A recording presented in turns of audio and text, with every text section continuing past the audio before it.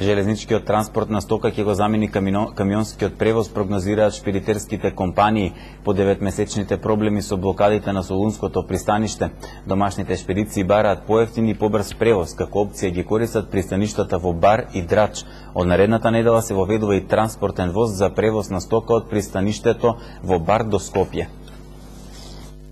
9-месечните проблеми со блокадите на Солунското пристаниште ги натера домашните шпедиции да бараат алтернативни правци за побрз и поевтин транспорт на стока. Како замена за Солунското, пристаништата во Бар и Драч се опциите за прекуокеанскиот транспорт. Шпедициите веќе прогнозираат железничкиот транспорт кој е поевтин ќе го замени камионскиот превоз на стока. Од наредната недела ќе се воведе и железничка линија Бар Скопје за потребите на шпедиторските компании. Со воведување на редовна линија железничка, значи композиција која што трга од Бар до Скопје исклучиво, времето на патување се скратува од тие 2 недели на отприлike 5 дена во моментот се очекува. Цената на железничкиот транспорт е сигурно за 40% поевтина од оно што во моментов се плаќа за камионски транспорт.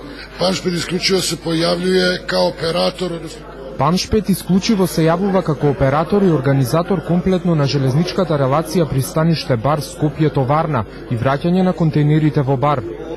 Од шпедициите велат, иако Солунското пристаниште е најблизу, воведувањето на железничкиот транспорт и користење на пристаништето во Бар ќе ги намали трошоците за достава на стоката. Веќе 9 и 10 месец имаат бел штрајк. Патувањето бродско е пролонгирано од 30 на 60 па и повеќе денови, што на моите коментенти или нашите генерално македонски им представува катастрофален проблем. Нели, значи нема динамика, можност да се направи план и така. Бар функционира добро.